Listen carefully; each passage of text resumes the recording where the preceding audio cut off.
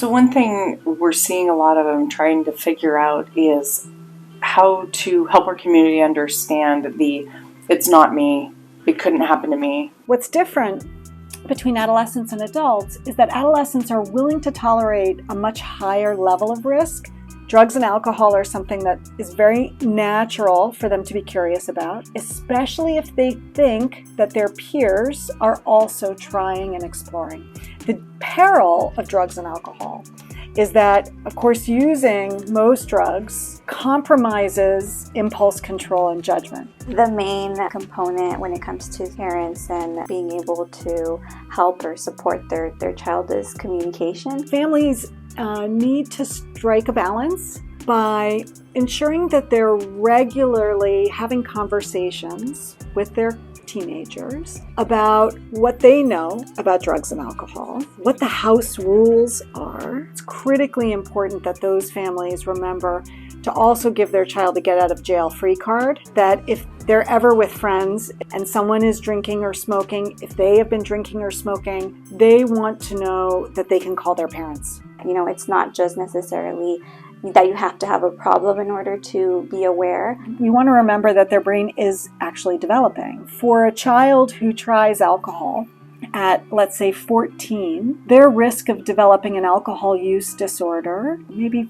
4 times higher than if they had had their first use of alcohol at the age of 18. We're seeing a lot of substances that people think are either safe or that they got from a friend, so it's okay. One thing that's been popular for a while is Phenergan with codeine, which is a cough syrup. It's usually brightly colored, either purple or red. It's a little bit thicker than water. You know, people have asked, could there be fentanyl in vape? The answer is absolutely. There could be all sorts of horrible chemicals if you buy, a jewel pod from a friend and you don't know where it's from. Fentanyl is an opioid. If you take an opioid every day, your body gets used to it.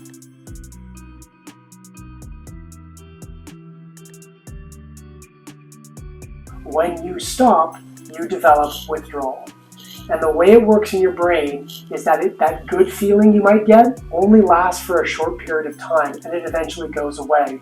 And you'll find yourself using more, but you can't get anywhere close to those first feelings. I think the tactics are a little different when parents are dealing with a child that may already be exposed or using or have a substance use dependency than with a child that may be exploring, looking for those areas or those signs that will allow them to kind of figure out what their child might need. And a lot of the times we do need to, work with the child or seek that support from professionals. Stress and anxiety and fear and uncertainty and all the things that we all deal with. If you learn how to deal with those and reach out and cope and develop a mechanism for handling them that doesn't involve a substance, you actually learn how to handle them. Most drugs and alcohol will make those mood or anxiety disorders worse, no matter what our children tell us. The goal is to be curious with your child and let them start talking about what they've heard, and to invite them to teach you.